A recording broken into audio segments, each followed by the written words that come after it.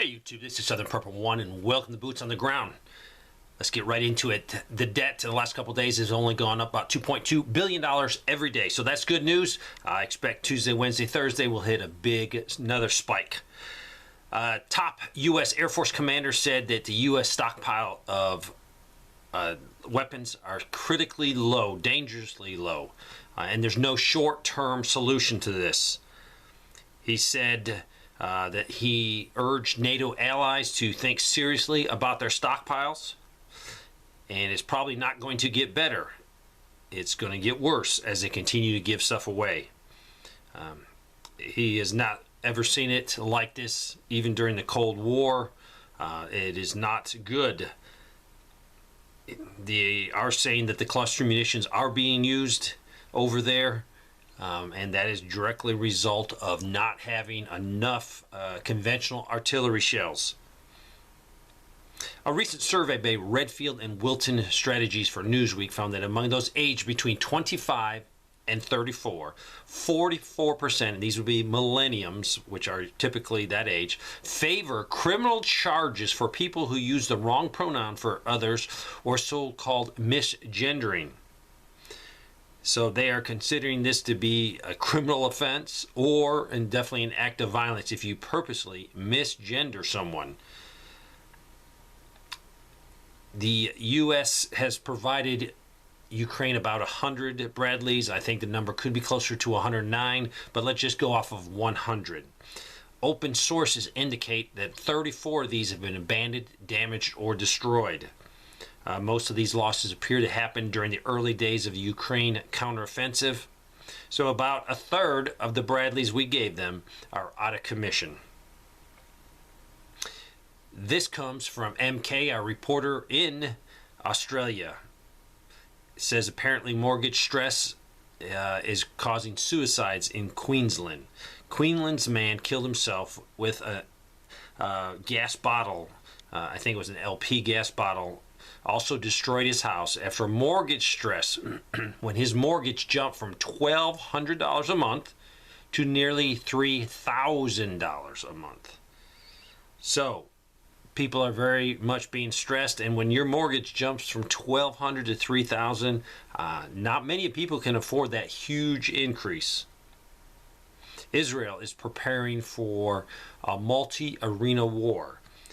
So they're thinking they might have to definitely have multiple fronts, battling Hezbollah, battling Lebanon, battling Iran, and so they're preparing for this. Joe Biden in 2022 started depleting the strategic oil reserves, and he ordered the release of 1 million barrels per day in an attempt to head rising gas prices, and this is according to the endtimesheadlines.org. So there is actually no plans to refill the strategic reserves anytime soon, and this has definitely worried some of the people in the military because this is a national security issue alongside an economic issue. Also, more than 5 million barrels of this oil obtained through the Strategic Petroleum Reserve were exported to Europe and Asia in May of 22.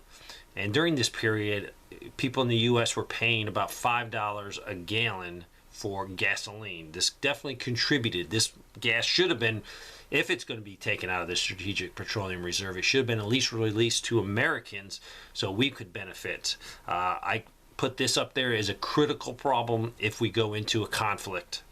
We will not have the oil reserves we will need if oil around the world gets shut off or any of our infrastructure, be it refineries, are damaged. This is from the International Monetary Fund, hinted that they may accept the Chinese yuan as a currency for countries to settle their obligation with the IMF, and that would be the International Monetary Fund. This follows Argentina's recent debt repayment in yuan, and that was equivalent to 1.1 billion of their 2.7 billion that they're owing. So this is important to see, but it's also not, some people are going to blow this out of proportion and say, oh, the death of the dollar. This is leading to the death of the dollar, but it's going to take time because as as the yuan increases in international currencies and use, they still have a problem because China has to have to loosen their central control, and this yuan will need somewhere to go. And if it can't be invested back into China, that's still going to take a long time before the death of the dollar. Not saying it's going to happen, but this is just definitely another attack against the dollar.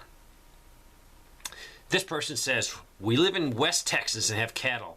We took 16 calves to the sale about a month ago. We couldn't believe how much they brought. They averaged around 500 pounds, and they brought over $2 a pound. These calves aren't even halfway to the market weight and are just some average type calves, nothing special. I can't imagine what it will cost by the time they reach 1,100 to 1,250 pounds and are ready to process. I don't see how people can afford to eat beef in the near future. They'll double in price since last year. I'll attach our sales sheet so you can see how crazy the price is. Over $1,000 for a head. We used to could get a super nice cow calf pair for less than that. So definitely beef is going to go up. This person said that it has rained 28 out of 30 days in June and July, or in June, and July is not much better. The hay crop in our state, which is Maine, is pretty much destroyed because there's too much water. So this is definitely going to cause problems in Maine for the farmers. Also, our dog food went up $7 since the last bag we purchased a month ago. Probably you've seen the 7.2 earthquake that hit the Alaskan southern coast late Saturday.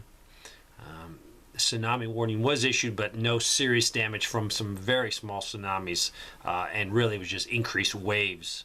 So if you're up in Alaska, I saw a bunch of videos. You definitely felt this one. I enjoyed watching the videos. I've never really gone through an earthquake of that magnitude at all, so it was interesting to see everything shake.